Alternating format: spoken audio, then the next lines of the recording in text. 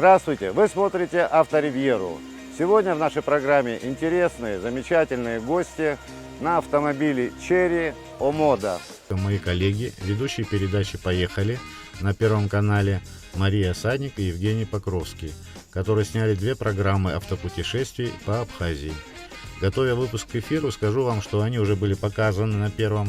Кто не смотрел, может набрать в поисковике «Поехали» на Первом Абхазия. Авторивьеру мы снимали во время перемещения съемочной группы от одной локации до следующей. У них был очень плотный график, и лишь по пути следования мы могли пообщаться, не отвлекая их от своей работы. Пришлось использовать минимум технических средств, на установку которых также не было времени. Но благодаря профессионализму Марии и Евгения беседа получилась интересной. Поехали!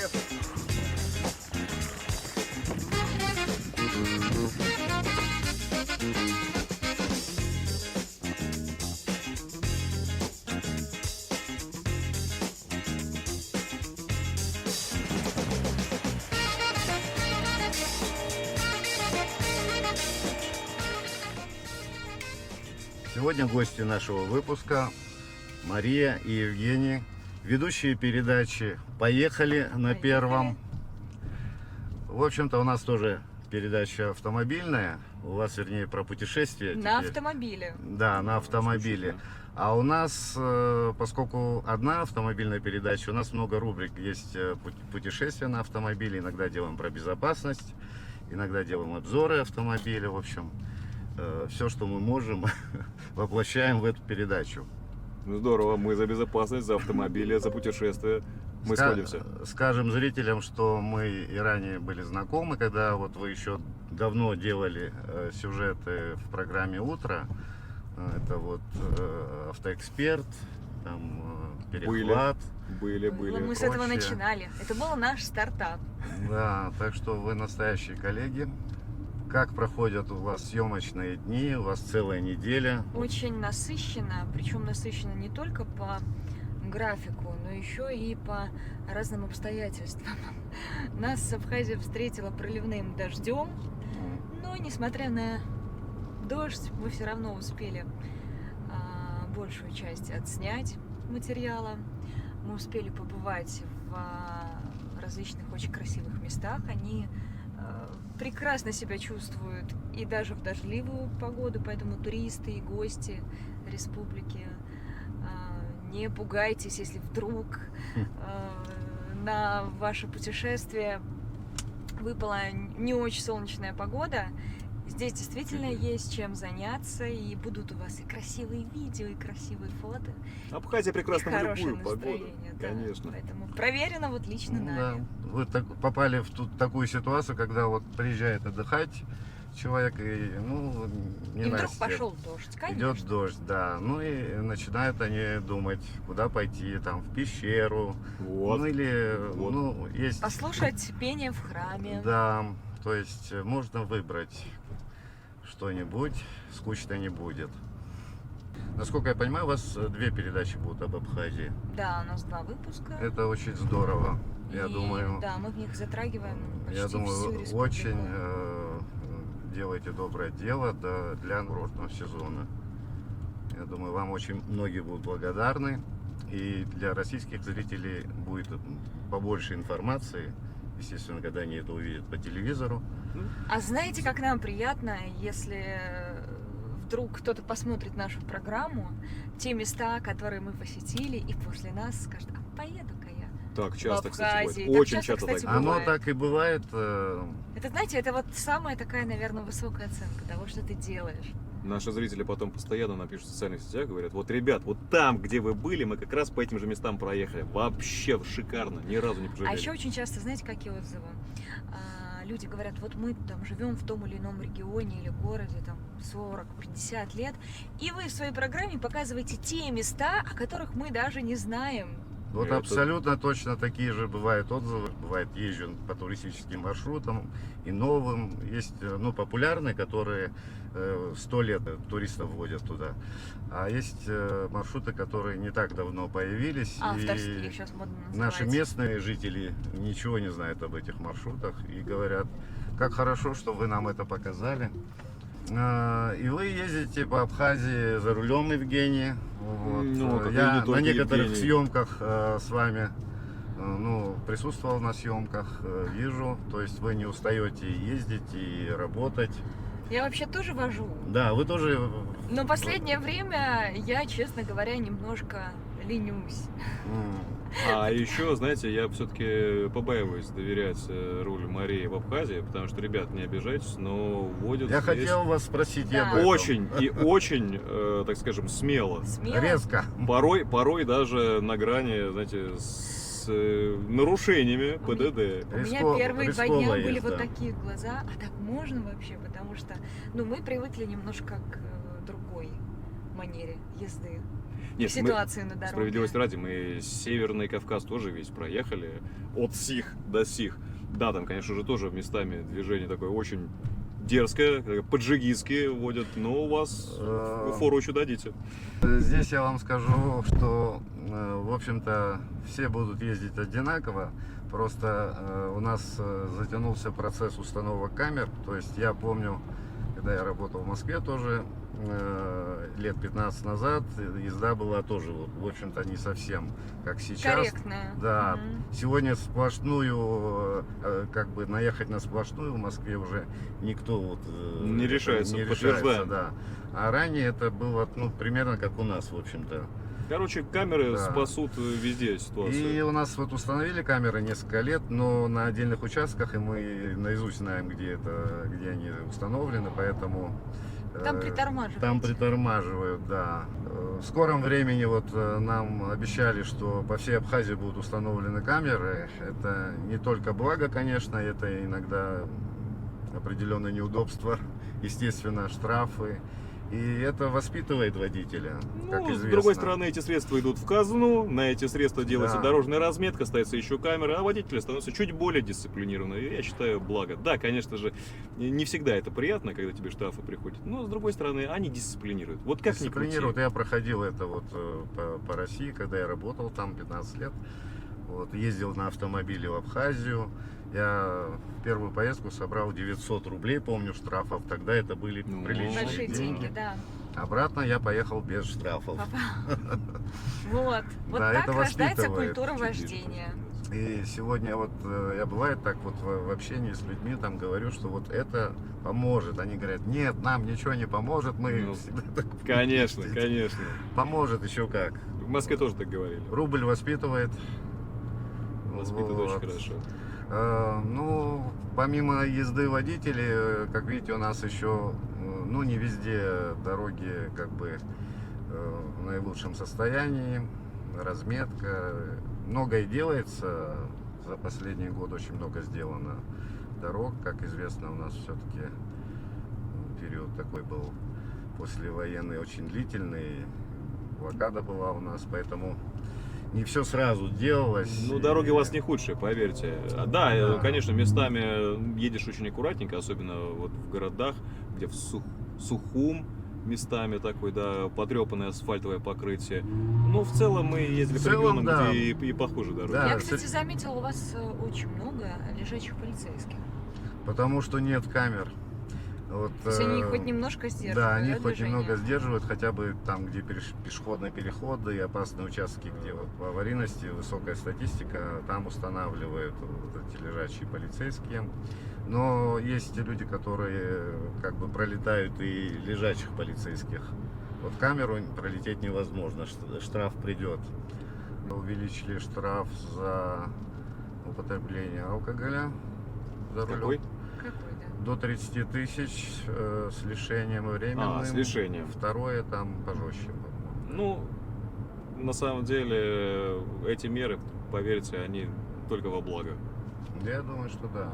Только во благо. Что Уже- бы ни говорили, Уже чувствуется. что да. бы ни говорили про то, что мало ли какие могут быть обстоятельства, на самом деле мы противники того, чтобы человек в каком-то непонятном состоянии садился за руль. Да, это страшное дело, когда машина управляется А ваша республика Неадекватная. хлебосольная, она, конечно же, располагает. Потому Сложно. что в один день в дом зашел, там В другой тебе день в дом зашел, вкусного вина третий дали, день в да. дом Везде зашел, да. угощают, везде не просто угощают, а настойчиво угощают. Конечно, конечно. И это, конечно, Ну и как бывает. не выпить бокал, а то и Да. 2, и 3. А путешествовать приходится в основном на автомобиле, поэтому лучше, ребятушки, возьмите вы автомобиль на прокат, я имею в виду, или с водителем даже лучше, еще такси, и Такси. всё. Такси. Ну не поскупите, сколько здесь такси стоит? Да, по городу вот 150 примерно, ну, 200-250 по городу, вот, Сухум, если. Мгм. Ну а межгород это лучше организованная экскурсия там, или трансфер. Ну, надо продумывать, да, свои поездки. Если вы едете там, допустим, на свадьбу, то, естественно, надо продумать, как доехать и возвращаться не за рулем, на каком транспорте. Вот. Но помимо всего этого, вот вы видите, у нас Домашние много животные. животных на дороге, которых Которым не как писаны особо- правила Да, дорожного правила Это не не движения. писаны. священные животные, да, я сегодня увидела, что даже не стадо коров поступает автомобилем, а автомобили подстраиваются под... Приходится так. Много животных, конечно, вот особенно в темное время суток на дороге надо быть очень осторожным. На высокой скорости сложно, рискованно очень. Поэтому везде, по всей вот этой республиканской трассе устанавливают освещение. Вот в западной части уже меняют плафоны, им уже 10 лет. А здесь вот устанавливают только На коров новые. световозвращающие фликеры не предлагали клеить? Ну Вот такая штука. Дело не дошло до этого.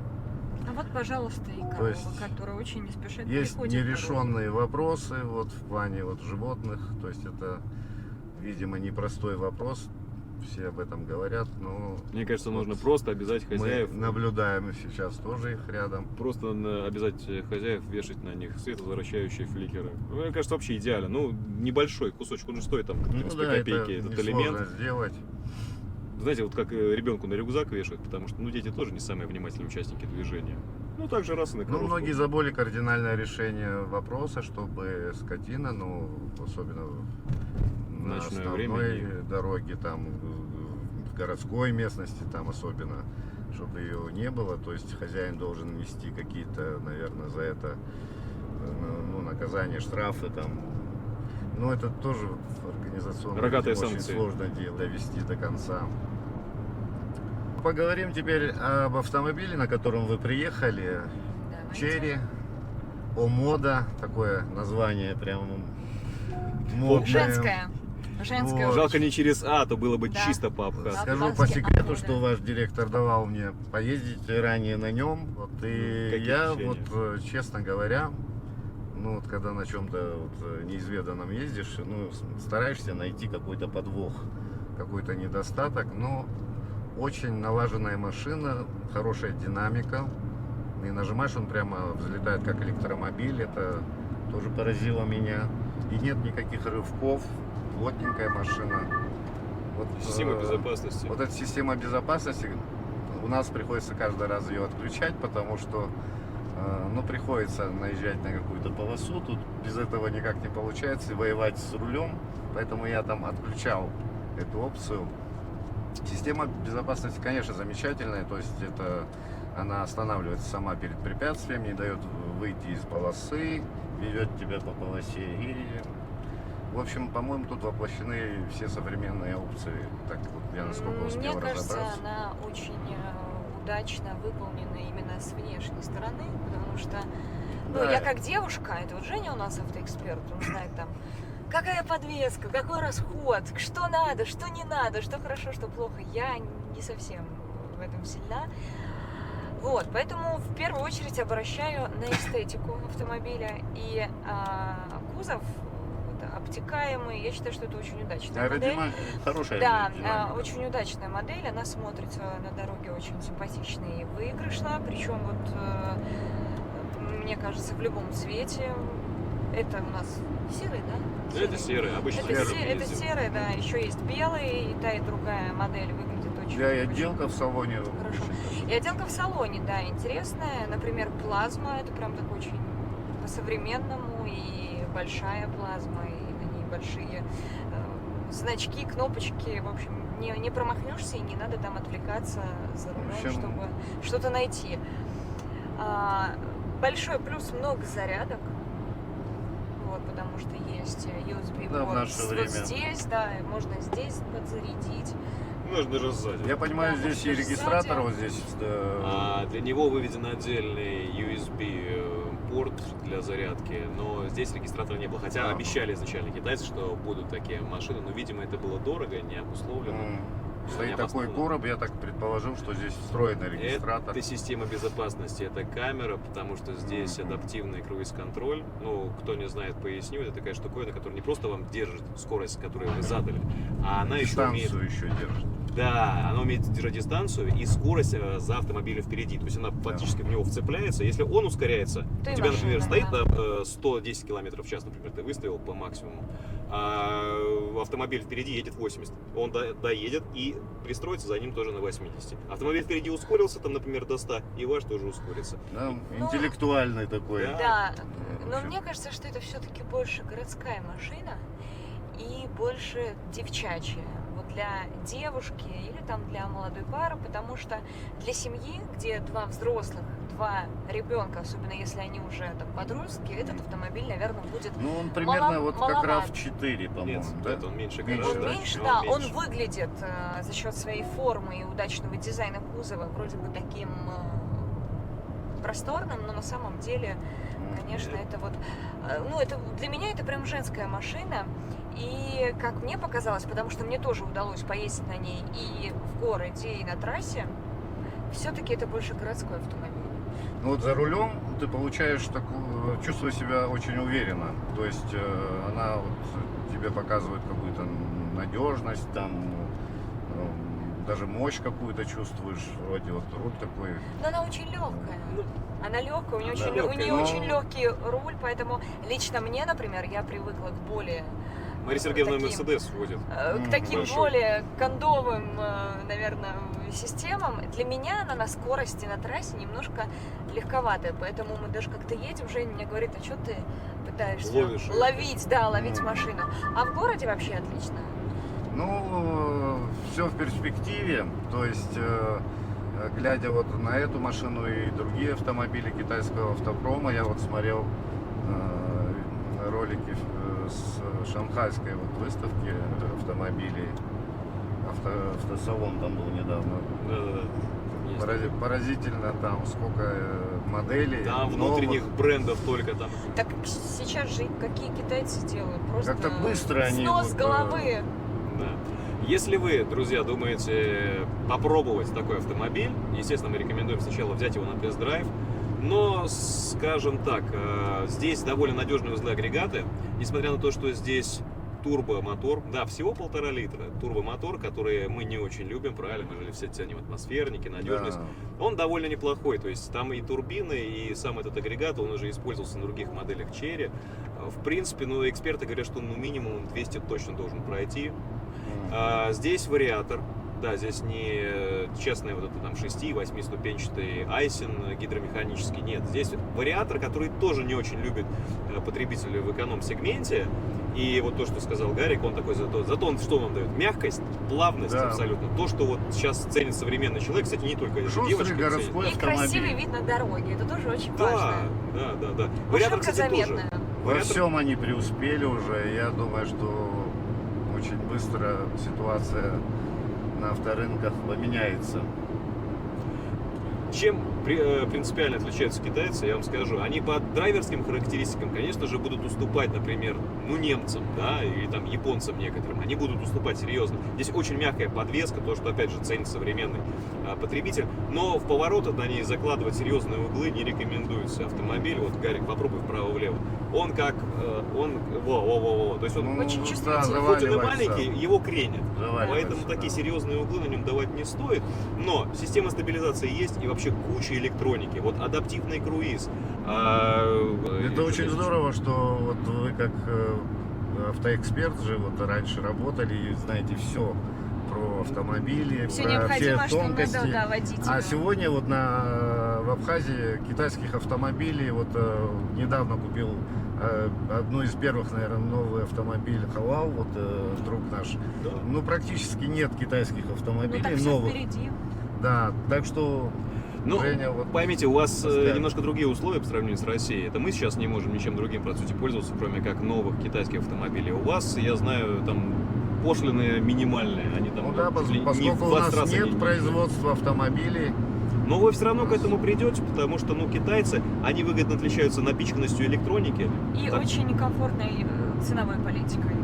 Ну и да, и цена, ну, и если внешность. вспомнить еще вот эти первые джипы, которые вот в Москве, помню, как они назывались-то, Ну, Хавейл Ха- были джип, да. эти H9. вот Хавел, да. это. Вот, Прадик, по сути. да, в принципе, вот они сколько уже лет, 15, то есть они показали себя, а эти автомобили уже далеко ушли от них. То есть длительная эксплуатация, в принципе, тоже, я думаю, не разочарует, да? Ну, я уже говорил, да, здесь довольно надежная вот коробка и мотор. То есть, ну, минимум, опять же, по словам экспертов, модель новая, то есть мы ее еще толком-то не изучили, как она себя будет вести. Но единственное нарекание на что здесь, это на электронику, да, ребятушки. Пошел Бывали. дождь. Да, пошел дождь, у нас Да, и почему-то всё, сказала да? передняя То камера. есть глюки бывают. Да, потом у нас бензобак показывал 0 абсолютный, то есть ты не знал, сколько топлива. Ну просто мы эти машины не одну используем, а несколько уже попробовали. Вот. Но это все решаемо, это не так страшно, как если бы у тебя там, не знаю, какие-нибудь задиры были бы там, или у тебя бы коробка там на 50 помирала, как DSG. Ну, я считаю, ну с этим мириться можно, это не так дорого и не так сложно. Какие-то глюки электроники. И опять же, скорее всего, они пока, потому что автомобиль еще, ну, только он вот русифицирован недавно был. И, возможно, из-за этого. Мне кажется, он очень свежий и пока еще может быть местами где-то Сырой. не Ну да, доработан. пока может, да. да, не доработан. И я думаю, что буквально там через год-полтора это Ну, уже будет. глядя на то, какими более- темпами, как мощно они пошли, на то, как они движутся, нет сомнений, что у них будут хорошие автомобили. Ну, в общем, с китайцами, я думаю, будет все в порядке. И в Абхазию они тоже будут попадать уже, я думаю, в большем количестве. Да, действительно, у нас ситуация такая, что у нас пока попадает с американского, японского рынка автомобили, но, к сожалению, в последнее время в основном праворульные из-за их дешевизны. Что... И большей надежности, потому что автомобили для внутреннего рынка Да, всё-таки да, они делают для почему-то себя. японцы. Почему-то делают намного лучше. Ну, в ущерб чем безопасности остальные. в плане то, что руль у них справа. Ну да. Все равно потихонечку, ну, если у человека появляется чуть больше денег, он все равно захочет ездить все-таки с левым рулем в стране с правосторонним движением.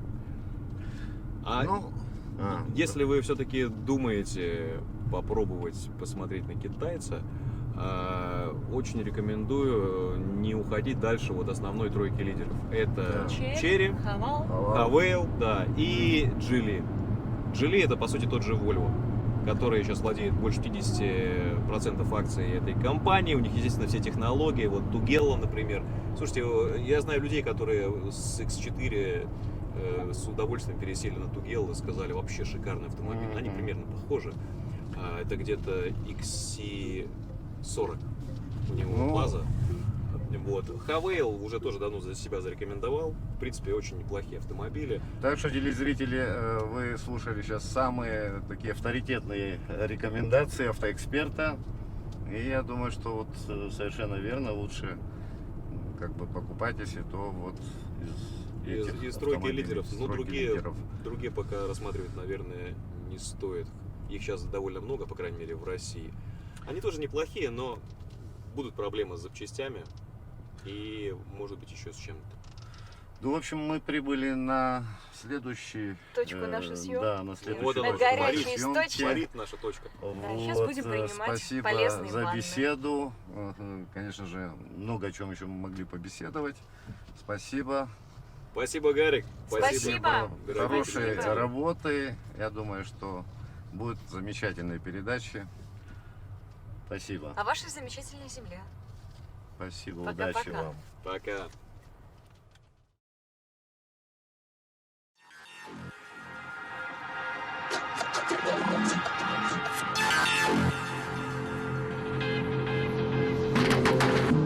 Yeah.